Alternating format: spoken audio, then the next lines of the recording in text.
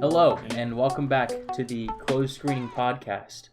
It's been since August 11th, if I just checked correctly, since we released an episode. It's been even longer since we recorded. That last episode was about the Jordan Peele movie Nope. And the Since podcast is not dead, baby. it's not, We're back. we've revived it. A lot has happened. I have not seen a single movie since Nope. Chase, what did you do? What did you do? I was about to lead into that. I was about to say, if you're watching on video, you can see my hand right now, and I got a nice black wedding band on it. I got married, so I didn't have time to watch movies because I've been planning a wedding, which is a bold-faced lie. If Emma ever listens to this, she'll fucking smack me because she did all the planning, and I just showed up and got married. But yeah, Congratulations. I speak Thank on you. behalf of all the audience listening. oh, The wedding was beautiful. Thank you. It was freezing. And Nicholas, you at that wedding was a different man on that dance floor. I've never seen that man before. Oh, Literally, Dude, everyone was I do- talking about it after the wedding. Really? Yeah. Get a couple drinks in me and I'm ready to go. I mean, I might just pop off some dance moves right here on the podcast, honestly. I got my When wine Stir Fry glasses. came on, you were. I was mixing it up. I Alright, wish I- so wait, did we talk about what we're gonna be doing this episode? Oh no, I can if you want me to, since I'm probably not be talking much because I haven't seen a single fucking movie since Nope. We're gonna keep it light, conversational, talk, shoot the shit. Probably a little less technical and focused and what's the word? Linear than our previous episodes. It's gonna be much more freeform, and I'll probably It's basically every movie that we've seen since Nope. So since what? That movie technically came out in the end of July to the Yeah. end of November. I guess we can just Nicholas, how about you go first, since I've probably seen a lot more than you? Or should I go first since I've I'll go first. All right, Nicholas, you're up. Okay.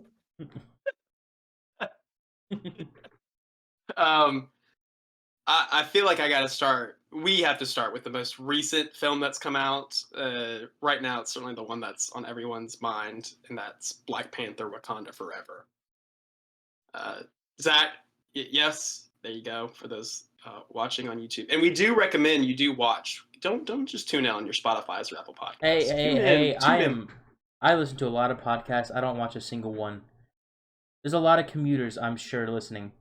So you can listen. There It's are. fine. Don't watch while you're I driving. would. Don't watch while you're driving unless you want to. Fuck, I don't know. I'm not your mom. Do what you want. Chase puts in a lot of hard work on these video edits. I really At one don't. point, go. I really don't. Chase. But no. I don't want them to hop in and just see me put on the intro scroll and the outro scroll and edit out the first like 30 seconds and be like, damn, Chase really put in work this one. I don't. I got too much going on. But now I don't have That's my wedding. more work than we're putting in. Fair enough. I don't have a wedding to blame on my my untimely uploads on. So Zach, I feel like we could start talking about Black Panther from any direction. Is there a general place you want to start from? Cinematography perspective, actress, storytelling, dialogue. I guess I should also go into real quick just butt in and say, if you're worried about spoiling anything for me, feel free.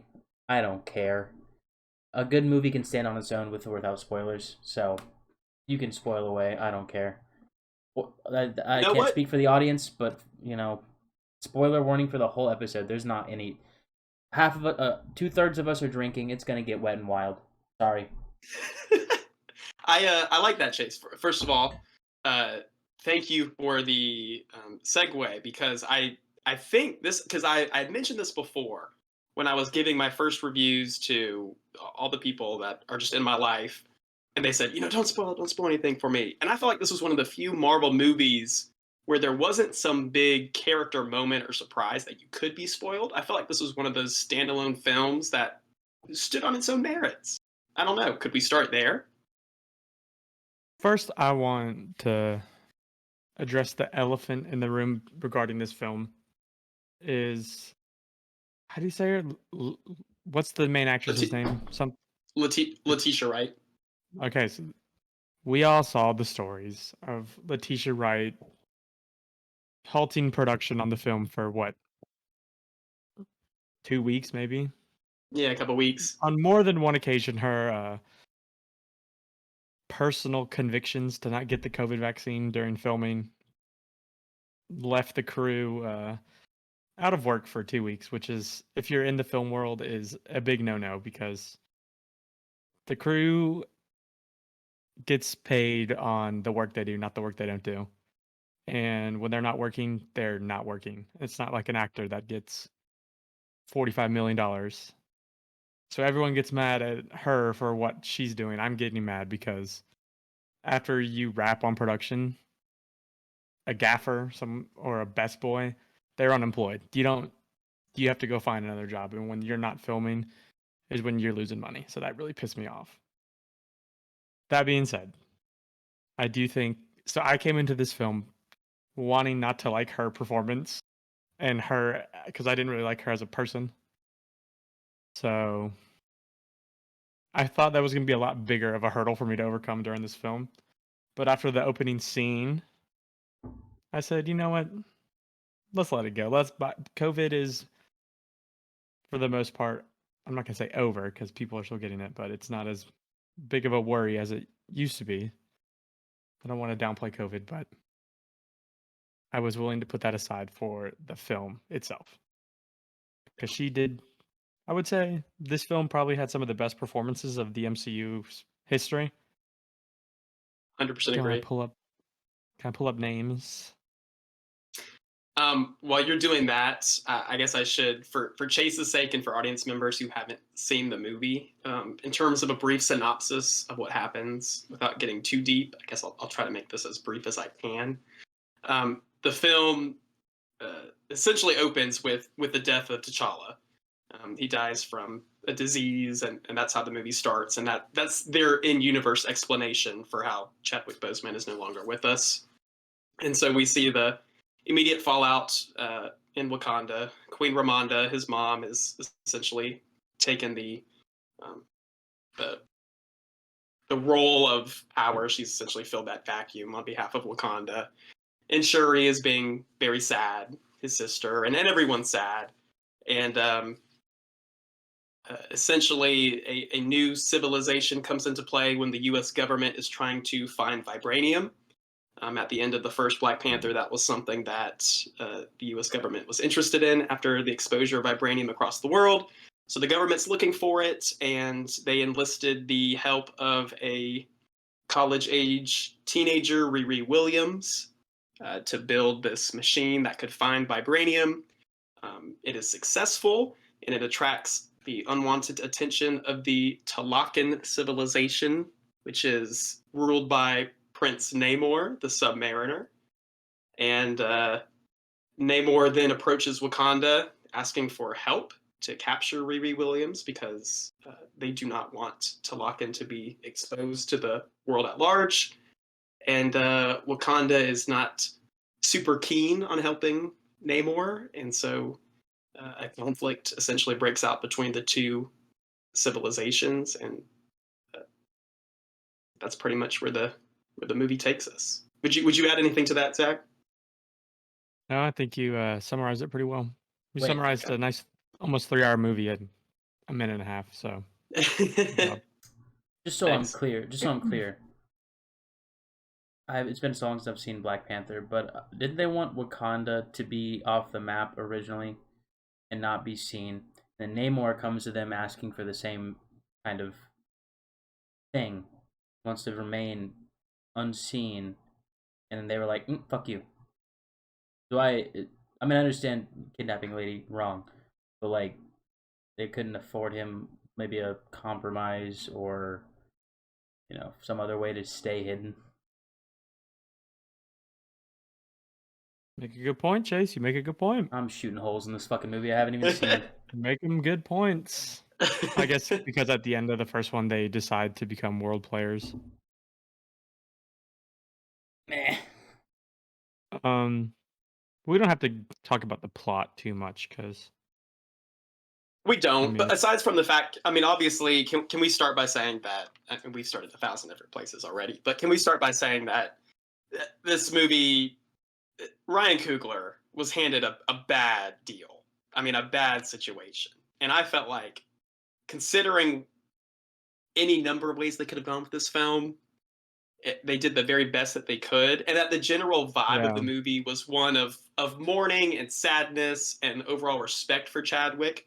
And that's something that I've seen a lot of criticism towards. Like, the movie is not fun, but I mean, what did mean- people expect? How could this be a fun movie? Yeah, it's hard. He was almost given an impossible task of That's right.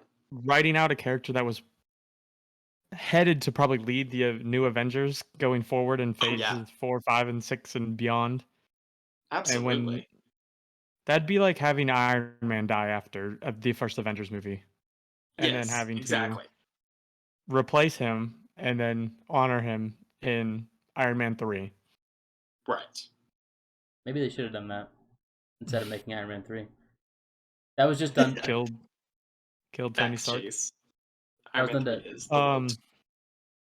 I mean, but I thought this film really handled the theme of grief in a very mature and tasteful way, and the performances really, I could feel that everyone that was a part of this film that had met Chadwick Boseman really cared for him as a man and was Oh, yeah. probably devastated when he died, and this is just a love letter to everything that he put forth in his career and personal life. Yes. Those reactions were 100% authentic in every And scene. then I know we hate Soups, the creator. I don't hate him as a person. I think his content is very Chase is like- reactionary. Chase is confused. Soups, you don't know, you would definitely know Soups. I think I've heard you talk about him. He's some dude on Twitter that says a lot of outlandish shit. And it's his content is based on spectacle and the hype. He's the hype train personified, I would say. And he's always waiting for the next big cameo. But I think he did have an interesting point when he talked about he was displeased with the fact that they fictionalized Chadwick Boseman's death for the plot and sort of made the actors and the audience sort of relive that traumatic moment of his Mhm. death. Or I do And what are feel your like, thoughts on that? I do think it's necessary to provide an in-universe reason as to the death of the Black Panther, and I feel agree. like that's very fundamental to Shuri's arc in the film is her shortcomings to basically protect him when he's on his deathbed, and then her being able to, in a way, honor and live up to his expectations of her, or the expectations that she puts on herself from him, that she's able to recreate the little flower plant thing that they make the Black Panther. And I personally think that they handled his death as well as they could have. I mean, they always could have said the Black Panther's dead.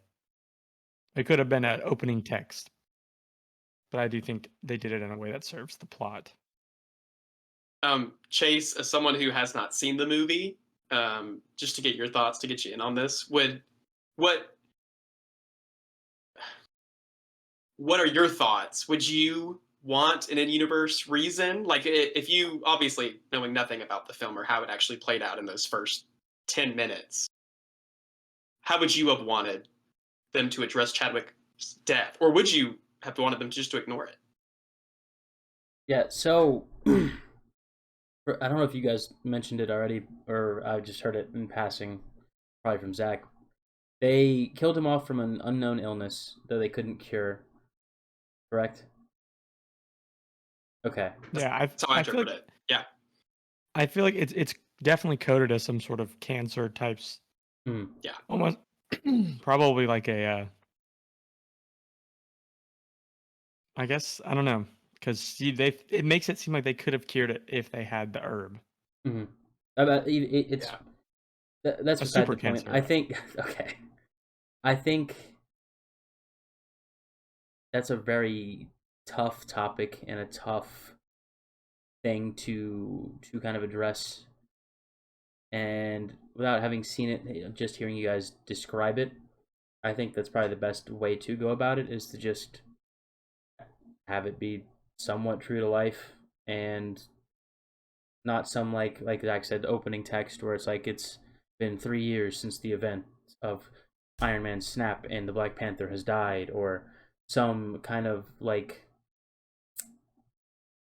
shitty CG thing where they kind of put his face on somebody and he dies in battle or something, or how Carrie Fisher should have died in Star Wars when she got sucked out of the ship and didn't. Something like that would have been kind of whack. I think it sounds like that was probably the best way to go about it, and I'm not going to pretend that I could think of a better way to address Chadwick's passing. I do think that the opening could be a bit triggering and jarring to people that aren't expecting that sort of massive portrayal of grief in the opening 2 minutes of the film. Yeah. But I do think it heightens the emotions of the film. Definitely, it sets the tone for the film. And then, spoiler, when the Queen of Wakanda dies, it's definitely an echo to the beginning of the film. Oh yeah. I mean, just to the point you just mentioned. I mean, tell me that you couldn't even like take a breath or swallow after the first scene with Shuri and the Queen, and then it cuts to the Marvel Studios credits where it's just a compilation of Chadwick's moments on the Marvel logo. I mean, my theater was, I mean, you could have heard a piece of popcorn kernel fall to the ground. I mean, it just sucked all the life out of the room. But I thought it was incredibly impactful. I think that was its intention, and I think it. Yeah. Oh yeah. Because I was supposed to see it with Nicholas. I was supposed to drive to Athens, but I got the flu, so I was really pissed at myself because I have the Regal pass and I could have gone and seen it for free. But I did one movie I decided to drive down to Athens to. I paid the $15 and then can't go. But I went on like a 12:55 showing on a Tuesday, and it was me and some other guy sitting opposite ends of the theater, and even just me and him, I was like, this is almost awkward, like how quiet it is. Oh man, there was a tension, and especially like for us in a packed movie theater on that Thursday night screening. I mean, it was nobody wanted to like touch their food or like open a wrapper or anything. I mean, it was insane. Yeah. We got a lot more to talk about, so let's. We do. We better move on beyond the first 10 minutes. We're like 17 minutes already, so we should. Namor was great. I thought the score was probably one of the best we've ever had in a Marvel film. And I guess how are you just gonna skip over my boy like that and just go to the score? You're just gonna bring up Namor and then just go to the score? Stop. And I only know Namor. No, he is Chase. Let me just tell you this. Namor is. I said it. It was very reactionary of me coming out of the Thursday night showing. I've since seen it twice. Namor is the best Marvel. I'm not going to say villain. I'm going to say antagonist that they have put to the screen yet. Namor. I'm very excited to see where that goes. Oh man. I think it's after some, in my personal opinion, some lackluster Phase 4 content that we received over the last 2 years. I do think this was a very, very solid end to Phase 4. Yes. 4 out of 5 stars. I'm up there with you. I was impressed with. I think we had talked about this off the air, Zach, when you had initially seen it or come out of the theater. For me, I was just excited from a purely fanboy standpoint for Namor, which is why I think I loved him even more than most people did. But the one thing that I was extremely impressed with was, because I was so excited for Namor, I could have cared less what actually was going on in Wakanda or the people in Wakanda. By the time I left that movie, I think you had mentioned it, I actually want to know what happens next to the characters of Shuri and Okoye and M'Baku. Like, in the way that the first Black Panther didn't get me invested in those characters in the world of Wakanda, I am now completely in. Like, I want the follow-up now. I want that Disney Plus Wakanda show. Like I want it all. And I think that is a testament to the film's quality. I mean, it got me invested in that world more so than the first movie. Agree with every word you said. So I'm just going to moving on. In the past, since Nope, the Nope is the bookmark of what we've seen. For some reason, I rewatched all of the first 4 original Scary movies. All right, I can talk about this. Have you seen them recently, Chase? No, I have not seen the 4th one still, but I've seen, or maybe I have. There's 5, isn't there? There's the 5th one was the one that came out Way after like the. way after. Okay. That was the Scary Movie spoof. I've seen 1, 3, and 4. I think. I don't think I've seen the second one. I think I've seen 4 the most recently. Let's just say that they do not age well. Oh, I didn't think they did. Especially the 4th one is just flat out offensive. It's offensive. I think the first one is still like, because I love Scream is one of my favorite horror films. So it's a pretty funny, stupid spoof film. The second one, it's definitely a step down in quality. The third one is. What is the second one? The second one is a haunted house is the main one. Like Poltergeist, The Exorcist, like possession type films. Is the second one the butler with the good hand? Yeah. Okay, I've seen the second one then too. Okay, I've seen them all. I was mixing the first and second in my head. Then the third and fourth one are just plain out stupid. Yeah. But the third one's it's the third. What is the timeline for these movies? Is that from the years like 2000 to like 2007? Yeah, roughly. Like, it's when all the like Meet the Spartans, epic movie. Hold on. Beer bag. All those. Oh, here we go. How many of the scary? Did they make 6 scary movies? There's 5 because the 5th one is the there's paranormal. 5. After like the Paranormal Activity hype came out. Got it. Sorry, audio listeners, this is a visual only bit. I have right here the unrated copy of Epic Movie that I picked up from a second in Charles, and it is one of my most prized possessions. There will be no slander of Epic Movie on this podcast. You can fucking bet your bottom dollar that. No, this movie fucking sucks.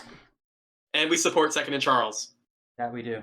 Oh, I lost my Chase, you gotta. I mean, Chase, do you love Second and Charles as much as Nicholas and I?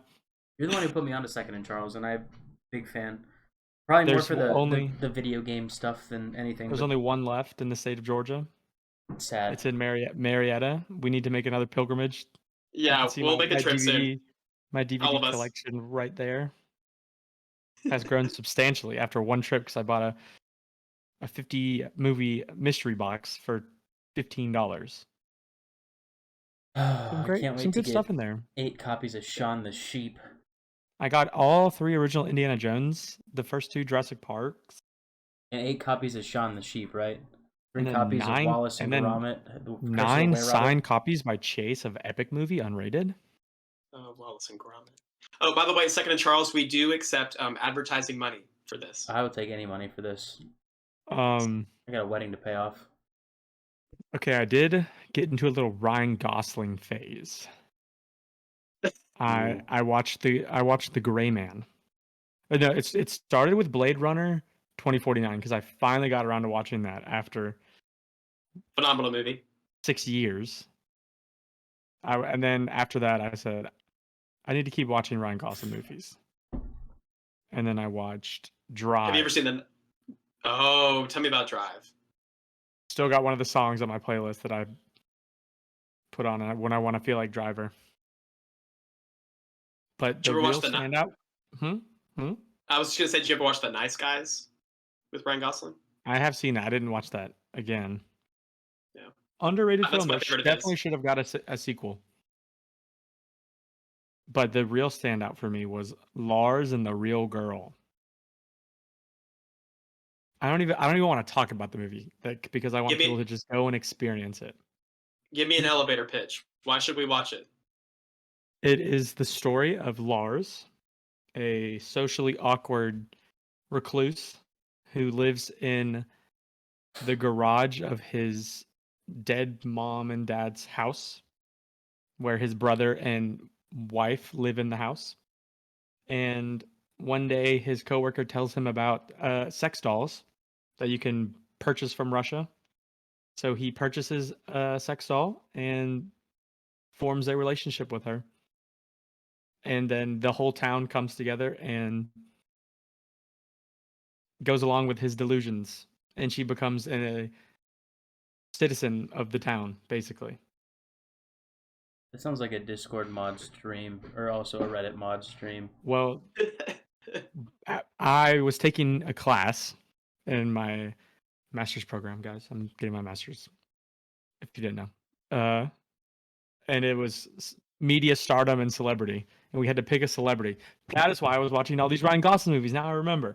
Because I had to pick a celebrity. And I was like, I'll do Ryan Gosling. Why not? And then I wrote my final paper on Ryan Gosling and the incel culture surrounding his filmography. Because have y'all heard about this? I know probably Chase has. Yeah. Nichols, have you I heard think about you this? told me about this. Yes, for our audience. About how very quickly. incels believe that. Well, hold on. What do you mean know. quickly? We're shooting the shit, bro. Yeah, there's no Right. quick. There's no If you're brevity. if you're gonna talk about Ryan Gosling's incel culture more than Tenoch Huerta's Namor, Oh I'm my gonna be God. upset. Basically, incels believe that from films like Drive, Blade Runner, Lars and the Real Girl, Blue Valentine, All right, they let me- believe that. Here, no, you're on too long. All right, incels are sigma males. Sigma males are different than alpha males because they are loners, lone wolves. They don't have to fit in with societal conventions. Incels are involuntarily celibate. They believe that they are only reason that they cannot have sex with women is because that women don't like them, and it's no fault of their own. And they think they're also sigma males. Ryan Gosling to them is the perfect embodiment of a sigma male, and that is why they are obsessed with him. But they have this sort of delusion that Ryan Gosling is hand-picking roles to help these men, to guide these men through their lives. When in reality, it's more like Jake Gyllenhaal that is picking the roles for the incels. Anyway, sorry, go ahead. But like they think that if they can be like Driver, they can get a woman, and that's why they were mad at Lars and the Real Girl. No, when he played the Gray Man. Because he's a uber confident Red Wing boot wearing hitman that they can't relate to, and they're pissed about it. I figured they'd no. It was Ken. It was Ken. That's why they were mad, because he's gonna be Ken, because he's the Chad that all the incels hate, the Chad. Are you talking about Ken from Street Fighter? Ken from Barbie. Barbie. That would make sense. Yes, he's Ken. He's gonna be Ken from Barbie. Well, Ken from Street Fighter is also the Chad. Sorry. They said that these incels can't adopt the Chad personality because they don't have muscles. But basically, I wrote all about that, and I watched Lars and the Real Girl to talk about that. Ryan Gosling's. I must correct myself. The Nice Guys is not my favorite role of his. It is in Crazy Stupid Love. That also goes against their whole theory. The character that he portrays in that film. That's what I said. I was talking about how they conveniently only look at the roles where he fits the mold. They don't talk about the womanizing, whatever his name is in Crazy Stupid Love. The fucking confirmation bias. Yep. What else did I watch that y'all? I finally watched the Uncharted movie. Didn't watch it. No. Didn't care about it. Why did you do that? Why? Because he's the biggest Uncharted fan that I know. No. I got the games right up there. Zach, tell me why I shouldn't see it. Tell me why I was right. No, because it's that's just a shitty movie. That's too easy. Tell me why I should see it. I'll tell you why you should watch it. That's right. That's right. Let's hear it. Because it feels like a video game, bro. I cannot think of a single good reason why you would ever turn that film on. Oh no. You want to watch a video game film? Watch The Free Guy. Even though it's not very. I hate that. Okay. Movie. I like the movie Okay, for what it is, but I cannot take it seriously as a video game film. That game film is nothing. I don't understand why people even it got any sort of mediocre praise. I think it's cute. I'm just gonna say, as someone who doesn't play video games, I actually kind of enjoyed it. As a true hardcore gamer, I'm not anymore. I work too much. As a true hardcore gamer, Free Guy is one of the worst representations of video games and video game culture I've ever seen. There are so many No. flaws in how a game programming and coding would work. They can't. The scene where they're just like changing the landscape by like changing some lines of code. No shot that works. You can't. There's so You're- many problems. I could go on for. I could if you gave me one more watch through, I could probably write you a novel on all the things they got wrong about that See, film. I thought I learned so much. You're telling me that everything I saw was just not That correct movie in the was slightest. not written by gamers. I can tell you that much. Yeah, bro. Mm. If they should have talked to Alright. us, bro. They should talk I to feel Alright. mine too. I felt like I was in it. I felt like I was in the culture. Like I knew. No. Like after that movie, I was like, oh, I get it. No, unfortunately. Tragic. I'm looking at the list. I'm trying to talk about the movies I didn't like first because I have more to talk about on the ones that I really did enjoy. So this one stands out. Think I talked to one of you about it. It's called On the Count of Three. Did I talk to either of you about it? I don't think so. Was this released this year? I think you talked to me about this. 2021. I think you briefly mentioned this to me. I have not heard of it. I think it had like a Sundance release and then it came to like a Hulu original.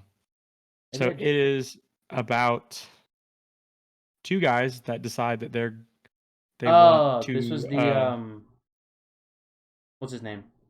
Gerard Carmichael, like film debut, wasn't it? Two guys that decide they want to kill each other at the same time. They decide to do Yeah. a bunch of shit. Yeah, it's a black So they did- comedy film. So one of the guys, I don't remember their names. Oh, I saw the trailer for this. You made I me did watch too. the trailer. Yeah, Jared Carmichael. So he decides that he gets out of a mental institution and decides that he wants to kill himself, and his best friend decides that he wants to die too. So then they are about to kill themselves together, but then they decide to live a final day and do whatever they want, and then they take it upon themselves to kill the When did it? child psychiatrist that I'm not gonna say the word, but he He touched so I don't want to get touched the best friend inappropriately. yes. We don't have to worry about getting So they demonetized. decide- Don't worry. I know YouTube is strict about I know, but age restricting and typically the stuff. content mod checks only go for about 3 minutes, and you can say kind of whatever you want, from what I understand. But it's not even an hour and a half long. I won't tell you anybody how it ends, but it is definitely an emotional and thought-provoking film that Did can be you- knocked out in an afternoon. You didn't like this? Hmm? I thought you were talking about films you didn't like first. Oh no, I finished all the films. My apologies. Ah. Oh, so you did like this? No, I gave it 4 out of 5 stars. Loved it. Okay. I've heard a lot of good things, and I heard the ending is really, really good. Nicholas, let's move on to something that you've seen recently.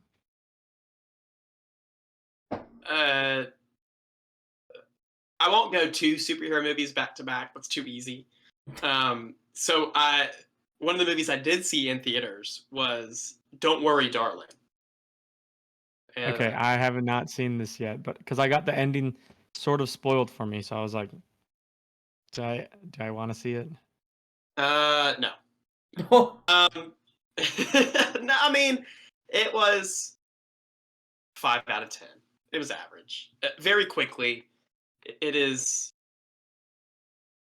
a 1950s idealized lifestyle. Harry Styles and Florence Pugh. I don't even remember the characters' names in the film, but they're living an idyllic lifestyle in this small town, and things are not what they seem. And Florence Pugh is discovering that. She's slowly pulling back the layers on what's driving this sort of utopian, ideal, vintage society. And she's tracing it through a murder. And it ends up that Chris Pine's character is sort of running this town. And are we okay with spoilers? Zach, are you okay? I know Chase said he's okay with spoilers. I will to give the film some credit. I didn't expect to walk out of this film like having to think hard about it, but it's the film required me to. In the third act, it takes a very wild turn where uh, we end up finding out uh, after they tried to kill themselves in this universe, we find out that this whole reality was fake. This was a virtual simulation in which Harry Styles, um, in the real world, Harry Styles is some bum, no name Joe, and his wife is Florence Pugh, and she works as a nurse, and she works like just day shifts and night shifts, and they're never together. And so he wants this idealized world where he's a somebody, and Florence Pugh can be like the wife of his dreams. And so he signs up for this technical VR simulation where they get to live in this 1950s fantasy where he is like the head honcho. He's rising up through the ranks of his company, and Florence Pugh gets to be like the wife of his dreams and stay at home. And by the end of it, Florence Pugh finds out and she kills him. It's a weird movie. It is a strange third act. It's very disconnected from the first two, like not completely, but it seems so out of left field. Yeah. It's a That weird sounds movie. And Harry Styles is a fine actor. Florence Pugh, of course, steals the show. She's great, but it's a weird movie. that sounds weird. almost plagiarized from a Black Mirror episode where this like loser guy is like the captain of a Star Trek type like Enterprise ship. And then it turns out that he's been stealing his coworkers' DNA and like imprinting them into this virtual reality game that he controls. Yeah. And then they like rise It's up and kill him. it's got that vibe. Chris Pine is the master mind behind this whole tech civilization, but I mean, again, I guess I'll give credit where credit's due. I didn't expect to come out of that movie thinking like, whoa, like twist, or I'm still thinking about it. Like I guess every now and then I'll be like, huh, that was an interesting choice. So for better or worse, I'm still thinking about it, but it felt like it was just almost like you mentioned, a retread of things I'd seen before. It was a little tedious after a while, but it's nothing to write home about. Okay. Florence Pugh steals the show. She's great, but Harry Styles he was okay. I still think about in Meet the Spartans when they decide to Spartan kick Britney Spears into the pit. And that doesn't make it a good or a bad choice. So that's all I'll say about choices, I guess. It's a choice. This film sounds kind of like it's a fake deep type of like, we got you to think, but it's like, nah, you didn't really get me to think about anything in a deep level. You just got me to like think about how weird that was. Yeah. And the audience members in my theater were laughing, not in a good way. Like they were actually laughing. Oof, that's never a at good the sign. movie. So I saw the thing on Twitter where someone like recorded a Harry Styles line delivery where he switches accents like 3 separate times. Yeah, and I say, like I said, as much as I said Harry Styles was okay, I don't want to. I feel like he got a bad rap because I saw the same things like on TikTok and social media where people were like harassing him for the lines and delivery, but he was fine. Like I didn't think he was bad. He wasn't spectacular by any means. Why are we pushing Harry Styles? He's a mid-white man who wears a dress. He's just a mid-white guy. He's just a mid-white. He's Hollywood's mid-white guy of the year. That's all. He's now going to be a prominent character in the MCU going forward.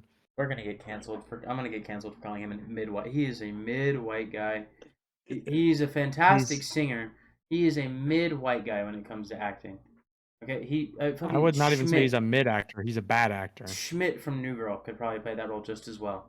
Like, it's because he's a good singer and he's gonna sell tickets. That's all. Right. He's just gonna sell tickets. He has an audience. He'll put eyeballs on anything he does. That's exactly what it is. It's like if you put Mr. Beast in a video. If you put Mr. Beast in a movie, he's gonna sell tickets. Nicholas, this movie next I want to talk about is one that you were an avid hater of. And I don't even think you ever saw it. And that would be Brad Pitt's Bullet Train. Oh. We're gonna me defer tell here, you. Nicholas, as someone who else hasn't seen the movie. I thought that movie looked fun. Let me tell you, Well, that movie, that Go was a on. bullet train. It was a bullet train. It Oh was man! everything that I wanted from that movie. It delivered. Oh yes! It Victory! some very interesting like fight choreography, Mm, a pretty interesting like murder mystery plot. Like it kept yeah. me entertained for 90 minutes. Brad Pitt I didn't feel like he was fully phoning it in. That's all you can ask for. Aaron Taylor Johnson, always a treat to see that hunk in a film. He's always great. Bad Bunny was in it. For some reason. He's not in it for very long, but it was engaging enough where I think it might have been a 2-hour film. Hold on, let me pull that up real fast.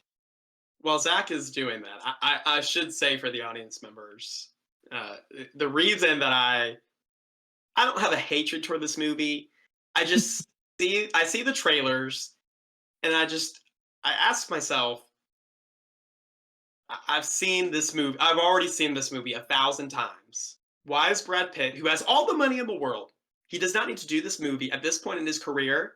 I feel like he should be doing movies that he is passionate about. And let me tell you, as much as I believe you and feel like Bullet Train is probably a decent movie, I know that he's not passionate about it. Why is he not at this point doing films that he will be critically acclaimed, can Well, add because to his legacy, he rather got than just collecting a paycheck? He doesn't need the paycheck anymore, right? but he got his Oscar. Maybe he likes doing action films. It could be. That could be. That could be. Hey, you said the same thing about The Lost City, and that one was pretty decent too. And he was in that one too for a little bit. But the They film must was be actually throwing money at him. the film Lots was of money. Bullet Train was 2 hours and 7 minutes long. I think they could have trimmed it down a little bit and made it like I think it would have been. No, I'm gonna say it. I'm gonna go bold. It could be action film of the year if it's sitting at around 90 to 100 minutes. I want Top Gun to... Maverick? Don't give me Top Gun Maverick did nothing new. It's Hold the on, same hold on, movie you hold on, watched in hold on. 1980. Hold Oh, on, hold on, hold no. on, hold on. Are you doing a bit right now? Are you being serious? Do I need to go watch Bullet Train? No, I gave Bullet Train 3 out of 5 stars. That is a 60. No, All right, no, no. That's a listen, 60. listen here, teacher man. I got my degree with a 60 in Calc 2. All right, that is a D, I think. I had to get a D. I got to take a 65, Okay. whatever. That's not a good grade. I star got my rating- degree. The star rating and the 10-point scale is not the same, brother. It is not the same. A movie is not on my radar. Audience members, a movie should not be on your radar unless it is 4 out of 5 stars. I gave Bullet Train a Same. 6.8 out of 10. That's also not passing. That is a passing if you don't have to get a C or better in that course. I've never and once still said that it's the pass. best film I've seen this year because it's not. Okay. If you're I looking for an action film that came out recently with a nice cast, some pretty decent action, you're Black gonna Panther. there is something to find enjoyment in this film. That's all I asked for. And Nicholas, maybe it's not for you. No, I 100%. I can relate. I can understand. There is I believe a baffling casting choice, having Michael Shannon play a Russian mafia, a Russian exiled Russian mafia man who infiltrates the Yakuza, who's now the leader of the Yakuza, and his Russian accent is horrific. This Baffling sounds like, choice. This sounds like my I personally kind of think that movie. Mickey Rourke from Iron Man 2, his Russian accent was better, and I think he would have been a better choice, but he's a bit older. Just when I saw it, because they teased this character for the entire film, and then he finally shows up about 90 minutes in, and I'm like, Michael fucking Shannon? Michael Shannon. What am I watching? Wow. Okay. General Zod. Yeah. Wow. But you know what? Uh, If you got 2 hours to kill and you want to watch an action movie from the last year, why not? Why not? okay. I'd recommend it. I think Chase, you sound like I'm pitching to you more than I am to Nicholas. Yes. So if it comes on Netflix, I think it is coming to something. I'll Or it's watch already it. on something. Before we move on, can I just ask this, Chase? Mhm. Fact or fiction? Fact or fiction here? Would you, if you didn't know this was Bullet Train, if Zach just told you that movie was a 6.8 out of 10, would you see that? Would you be interested in seeing that movie? Fact or fiction? If he gave me the synopsis or just the J- rating, j- j- just say this movie is a 6.8 out of 10. Would you be even like I wouldn't even consider it? all right, let me enter my mind palace here and really get into the state because like my first thought was like sometimes Zach can be a hater, but then I was like, but that score is too high to be like Me? surprise. Who would have guessed? Like if I said Chase, this movie is 3 out of 5 stars, a 6.8 out of 10. Does that get your juices flowing? Does that excite you in the slightest? Fact or fiction? Yes or no? Okay, what if you say this film is 3 out of 5 stars? I'm going to sit on a fence here and just say that I cannot, in good faith, make a fucking choice based solely on a rating. He could be like this unless it's a solid like 9 or 10 or like a 1 or a 2. I don't know. I need more info. That to me 6.8 is like okay. Tell me about it. That's what that piques my interest enough to be like, well, what's it about? If it was a 6.5 or lower, like a 3 to a 6.5, I'm gonna be like, whatever. But a 6.8 is just enough where I'm like, let me hear more. Final question for both of you. Zach, what out of 10 did you give Black Panther? I gave it an 8.5. 8.5? Yeah. All right. Question now for you, Chase. Would you rather pick the 8.5 out of 10 movie or the 6.8? All right. Well, this is your fucking leading. This is not an argument made in good faith. This is not an argument. Well, you know what? 6.8, Nicholas. How do you feel now? Huh? Gotcha. Get owned, libtard. Because all right. We can move on. I believe Bullet Train is actually a pretty decent movie. My brother was a big advocate for it. He wanted me to see it. I said no. I fully believe it would be worthwhile. I'll give it to you. All right. I need to move on to. I want to say film of the year. Oh no. Not the best film of the year. I still think there are some pretty good films coming out in the next couple weeks. Wait, film of the year, but also this isn't the best film of the year. Because there were probably, I think, The Fableman by Steven Spielberg is going to be pretty decent. It comes out this weekend. Is this like a Time Person of the Year type beat that you're about to pull on us? I think Avatar is going to be very. Okay. Also, I read today that film has to make $2 billion before it breaks even. I saw that it needs to be like the 3rd or 4th highest grossing film to break even, which is good. I think it could do it. It's going to be very interesting to see the carryover from 10 years ago. All right, so this film, I'm not going to call it film of the year. I'm going to retract that statement. Right, because Everything Everywhere All at Once or the Batman. Surprise of the year. Okay. Is Barbarian. Okay, never mind. This is not right. I heard great things about it. Yeah, I heard this was a really, really, really good film. That's why I wanted to call it film of the year, but you made me pull it back. Look, I thought this was gonna be something where it's like potentially not a great film, but just like everything about it was good. I don't know how to explain what I'm trying to say. It's like how Trump was Person of the Year. He's not a great person, but he influenced or I don't know. That's kind of where I thought you were going with this.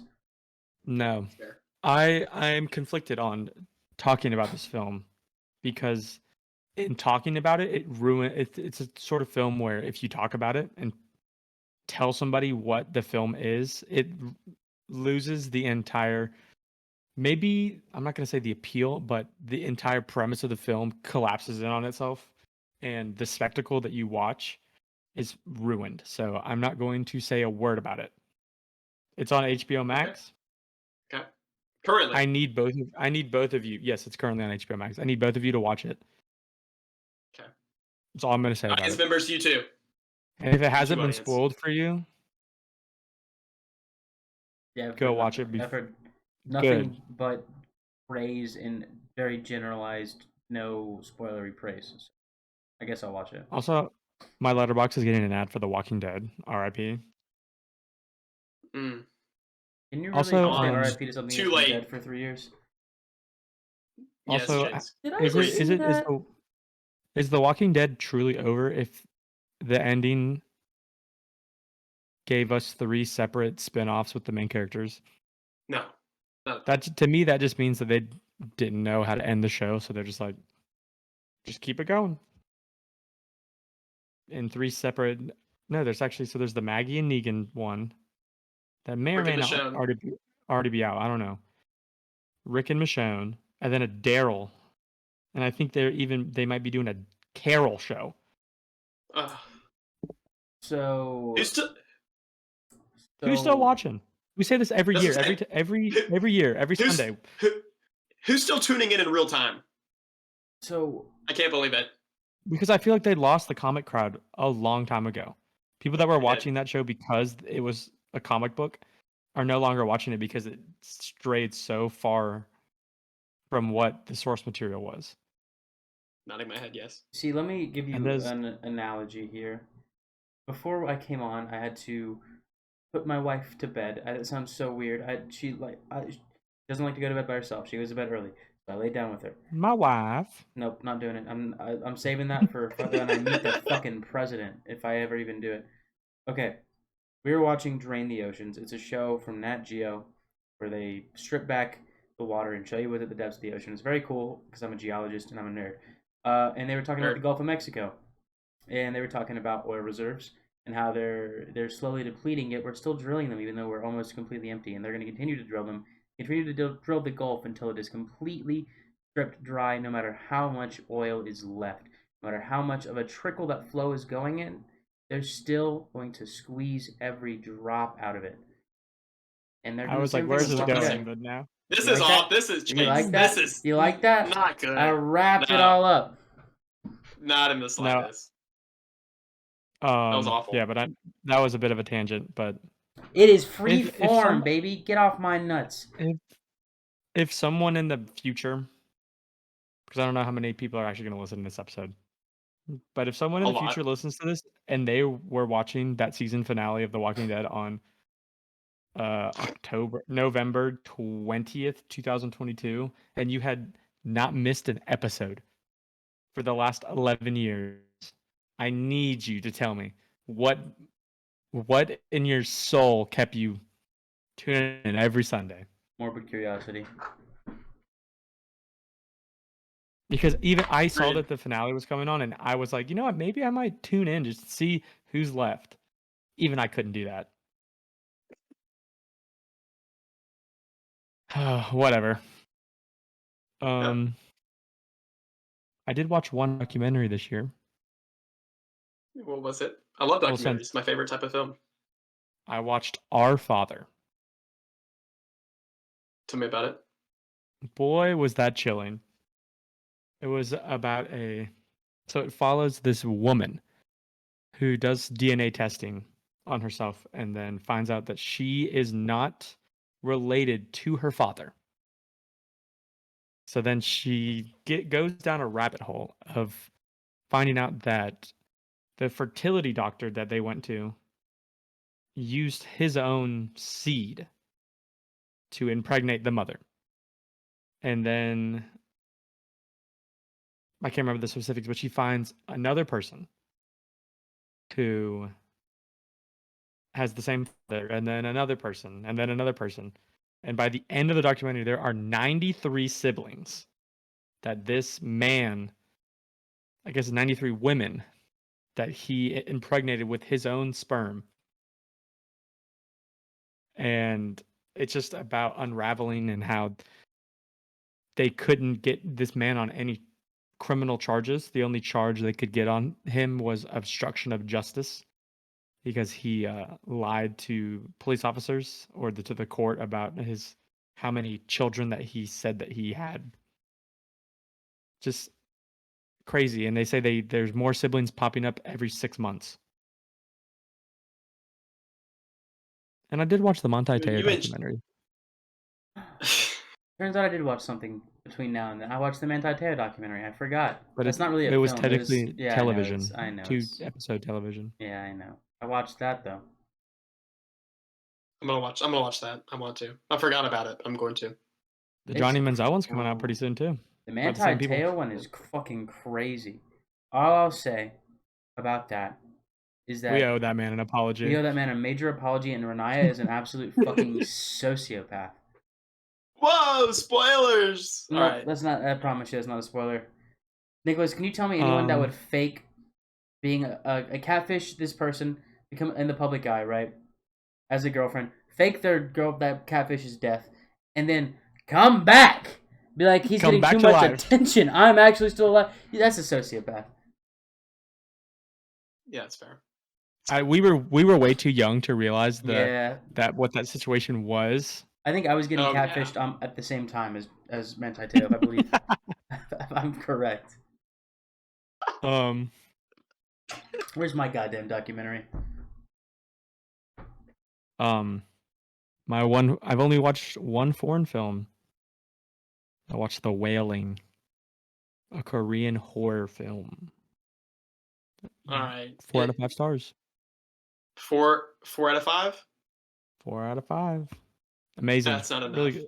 As a foreign film, you gotta be at least a 5 out of 5 for me to pay attention. Why Oh should my I? goodness. All right, Nicholas, You'll never- calm down your xenophobia right That's- now. I was about to say No, that I'm is the just- most. I'm just kidding. I'm kidding. I'm just saying, and let me just put this. I'm just putting myself in the shoes of an audience member. They just hear foreign film. There's a massive barrier, and then you say Okay. 4 out of 5. That's just good. If you are watching Why? if you are watching and listening to this podcast and you can't get over yourself to like fucking just read subtitles, No, and I Okay, love the stuff way- like- stop. The way I break down my star rating Yeah. is because you can do half stars. right. So every single one has a half star, but in 2 stars, 1 star is a 2. But in between that, there is a gray area of the decimal scale. Sure. So a 4-star film could be an 8.0 Yeah. all the way An 8.4. to an 8.9. Because to get 4.5 stars would be a 9. stupid. Chase gave the face of confusion. So, so when I stupid. gave that 4 stars, 4 out of 5 Yeah. stars, it It's on actually the- it's got an 8.6. Does that make you feel any different about the film itself? How about this? An How about you 8.6? tell me and audience members why we should see it? Out of all the things we're recommending, because we're recommending a lot of things, as always. There's a lot of good stuff out there. Why? Why this film? The Wailing. Because Give it to us. the American horror genre is at, I would say, almost an all-time low. Is just there's Mm. nothing. It's not. Have There's you no- have you considered yeah, we continue. If you get too scared, don't watch this film. But it is a breath of fresh air. The film did come out in 2014, but it is it's a slow burn if you like slow burns. A lot of people like. I would say it's Burning. Remember Burning, Nicholas? I do. Burning meets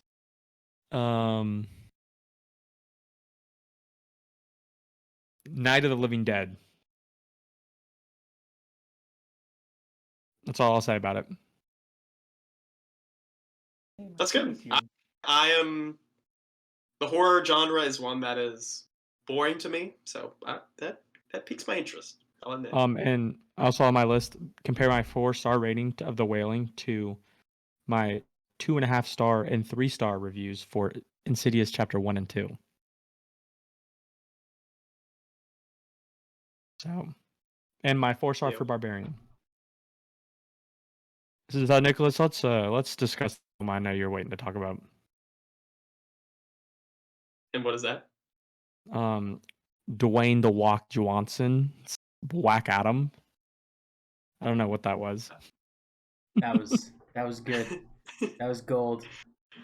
All right. former WWE superstar. You're talking about the guy from Fortnite?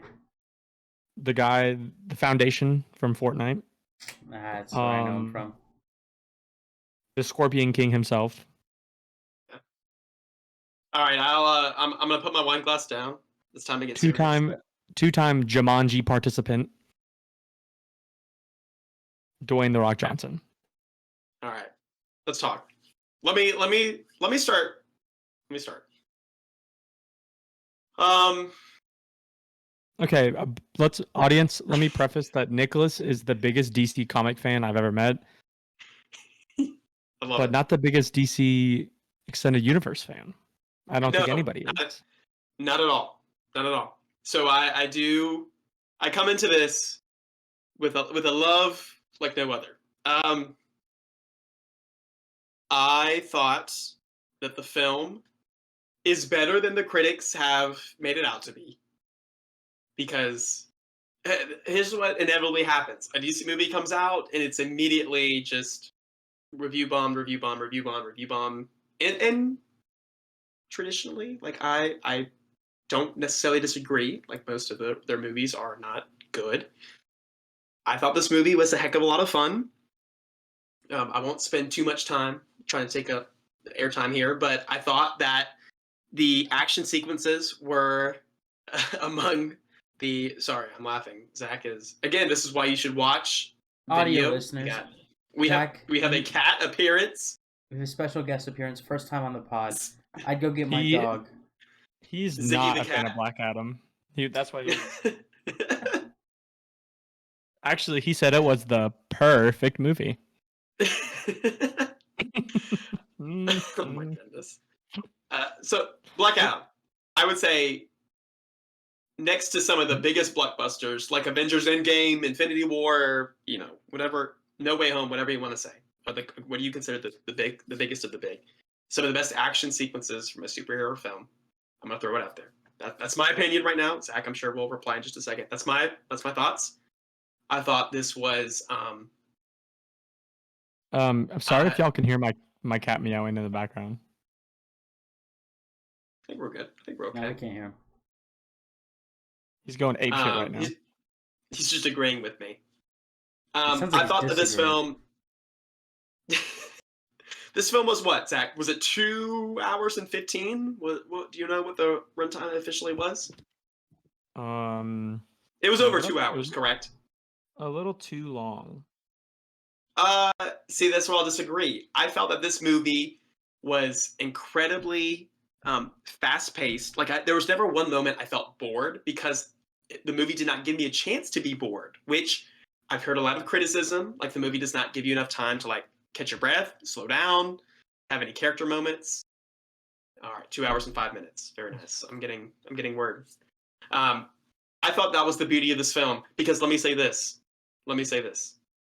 You, as an audience member, those who have seen this film, those who want to see this film, those who would ever think about seeing this film, would not want the opposite. You do not want to come out of this film saying, holy cow, that was so slow. That was so boring. That's the worst thing you could come out of seeing this film, a DC film.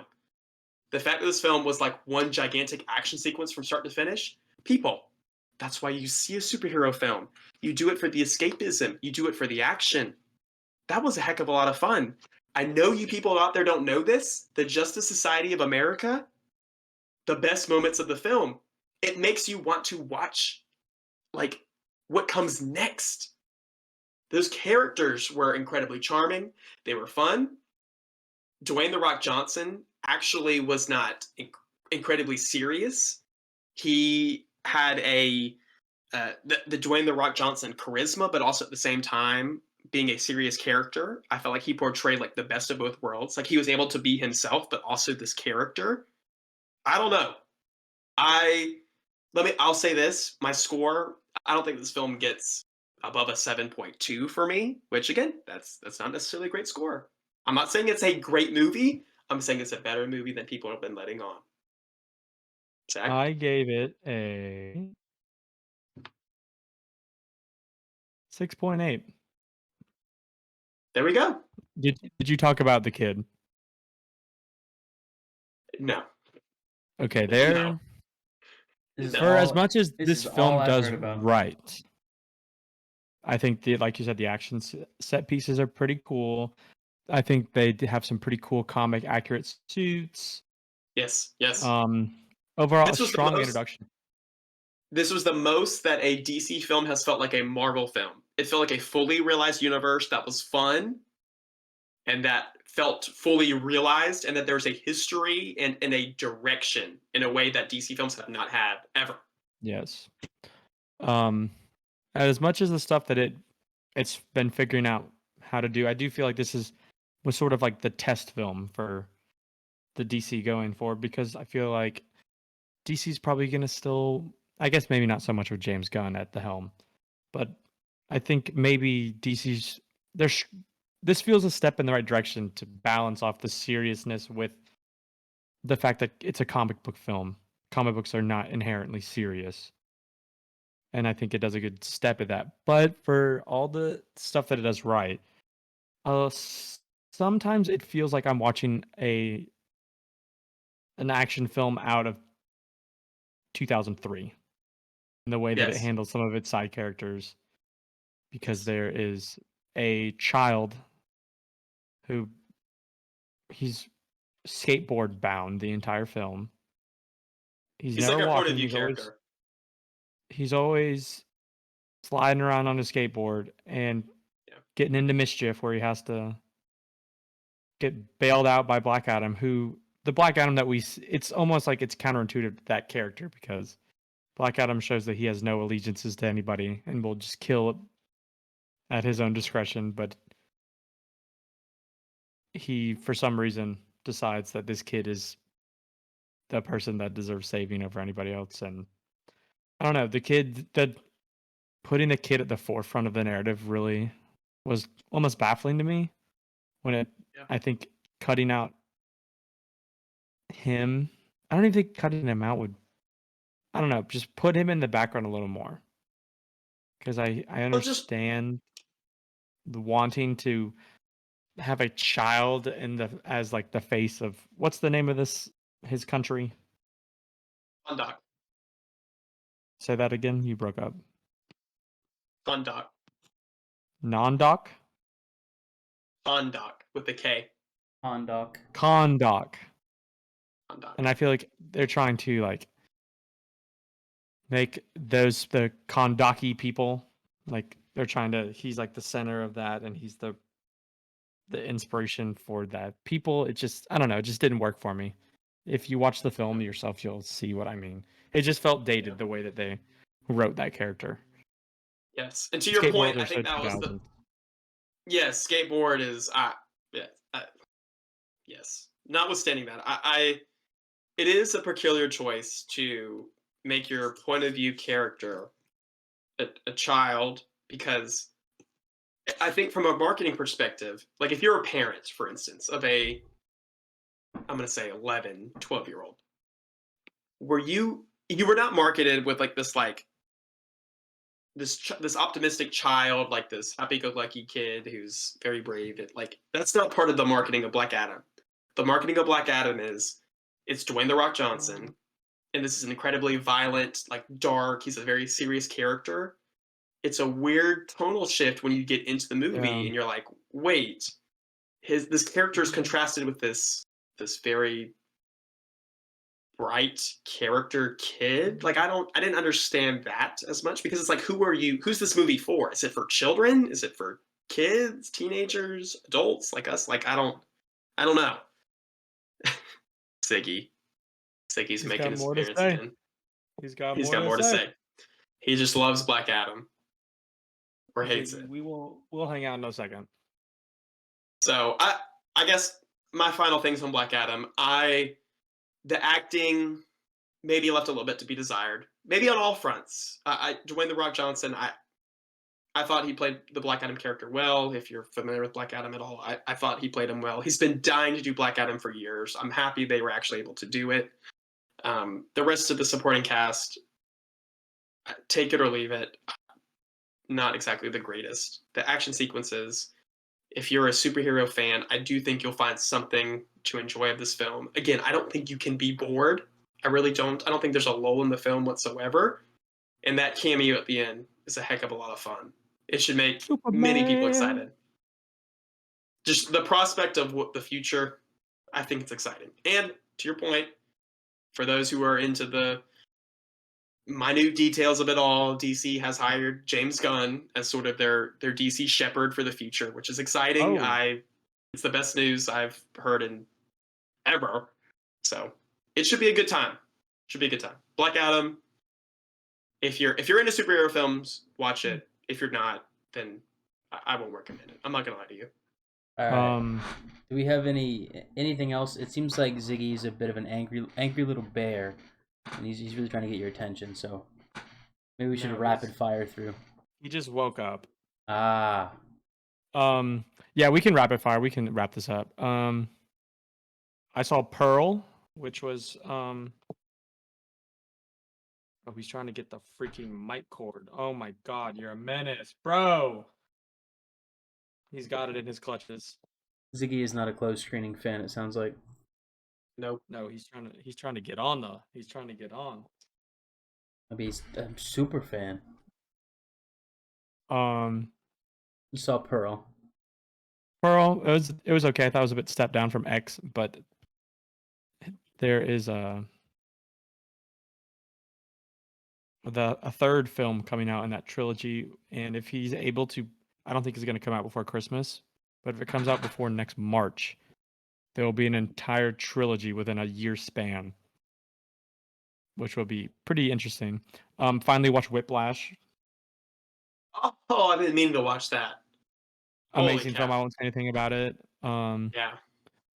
And then got on a bit of an A24 kick.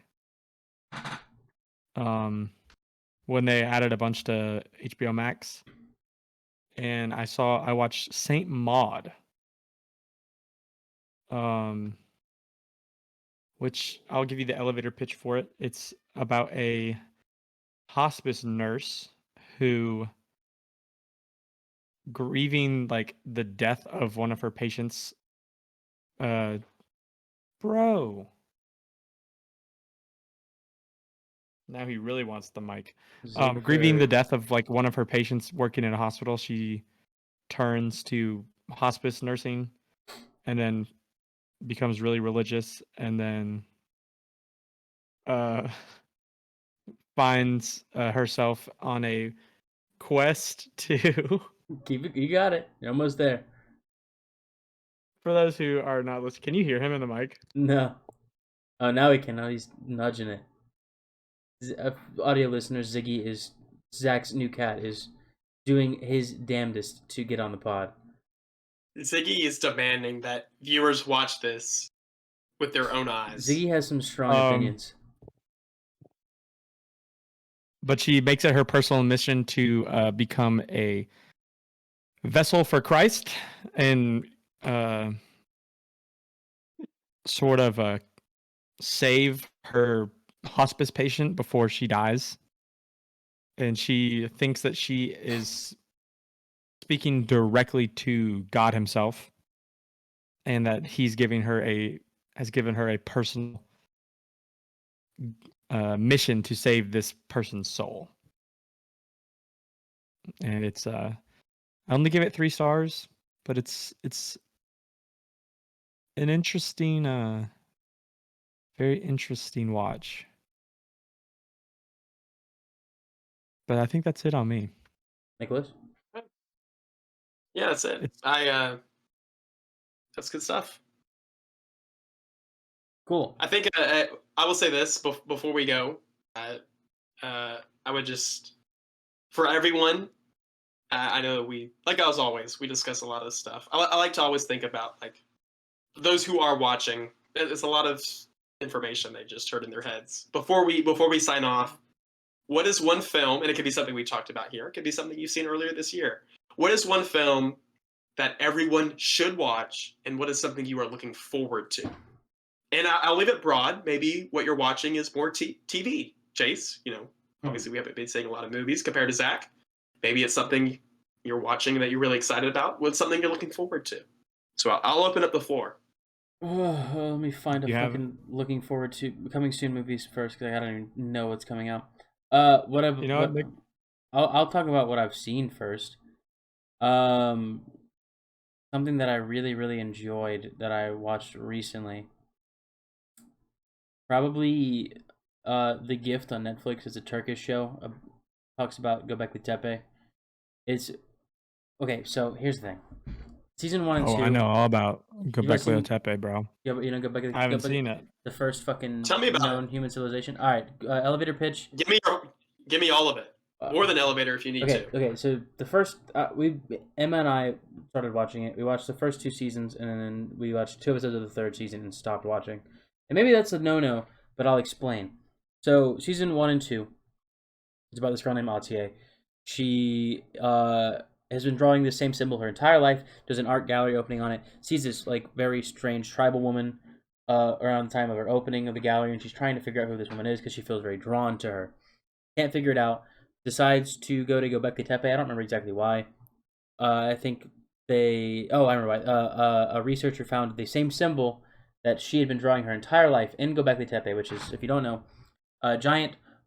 Not giant. It's an archaeological site in Turkey, and it is believed to be the oldest known human civilization. I think it's 18,000 years old. It's just remnants. It's a bunch of like broken down walls. There's nothing like really crazy, marvelous, spectacular.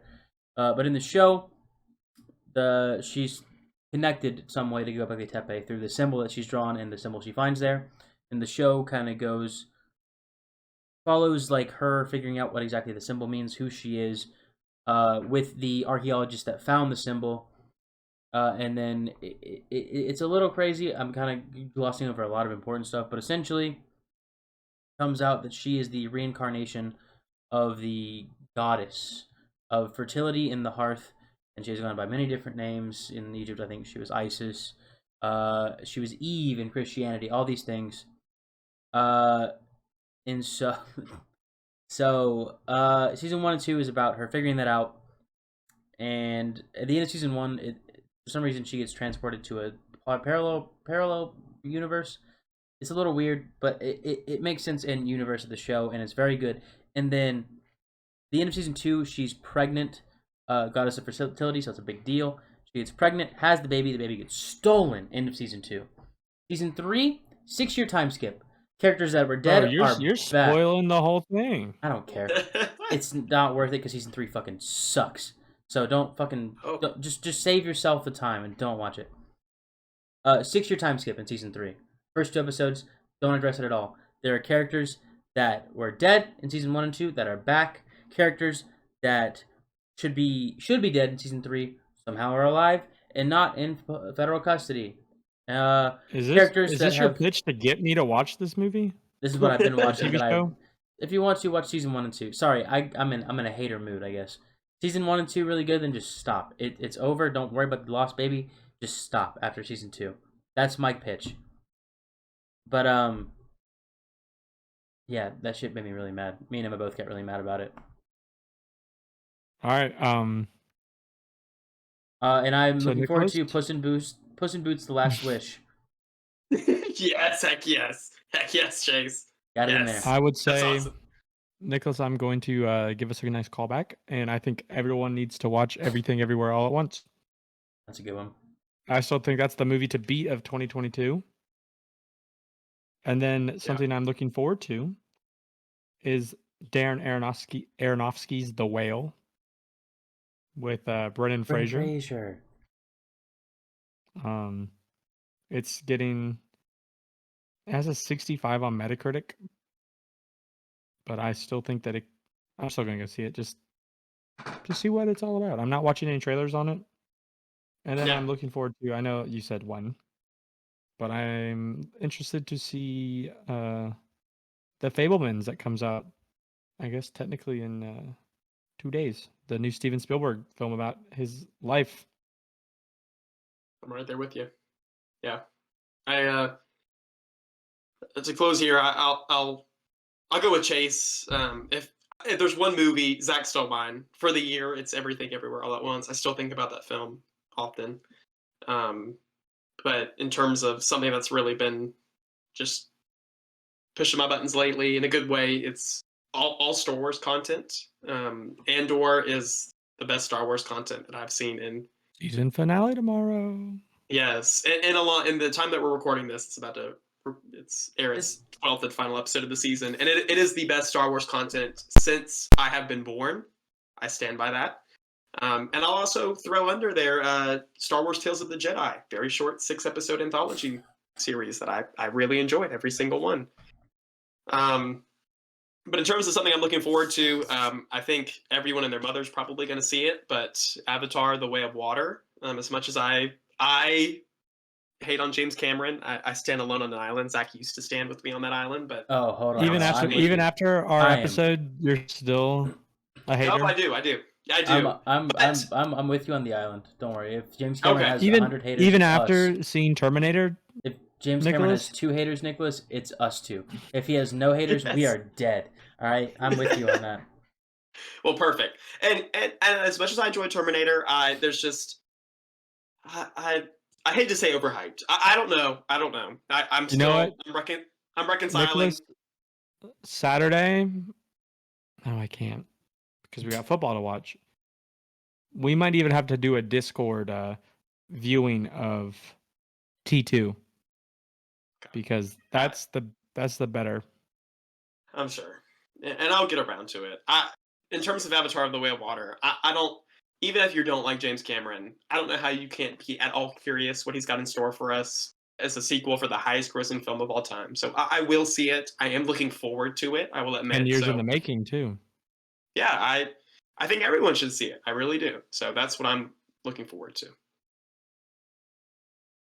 All right, I think that wraps us up, right? Yep, I'll close this out. I want to shout out my wife first of all. Not just because Hey, we got married, shout out but to also the wife. Also, because we just started watching, we finally started watching Game of Thrones. And in episode 2, the direwolf puppy gets killed, and she cried and went to bed. And she was really brave today, and we watched 2 more episodes, so I'm very proud of her. Shout out to you boys. If you're listening to this, I can guarantee you this is coming out well after we recorded it, because it is November 22nd currently, and I leave for my honeymoon 2 days from now on Thanksgiving. So there's no shot I'm getting this edited tomorrow and put out tomorrow. So for that, I'm sorry. But it will be out by the beginning of December, hopefully, if I'm fucking on it. And as a quick interjection as well, for audience members, this was very much a spur of the moment thing. Who knows if we'll ever post another episode. May not be back after this.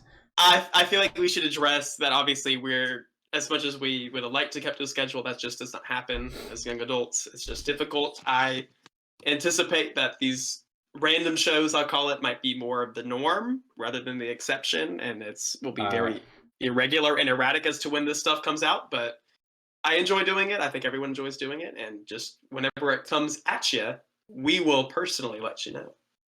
I'm gonna let you know right now, audience, fans.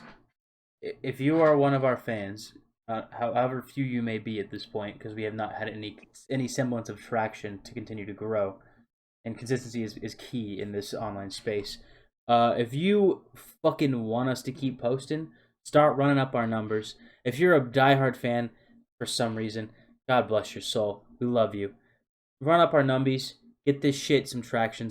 Get the ball rolling. You want our attention? Numbers. That gets our attention.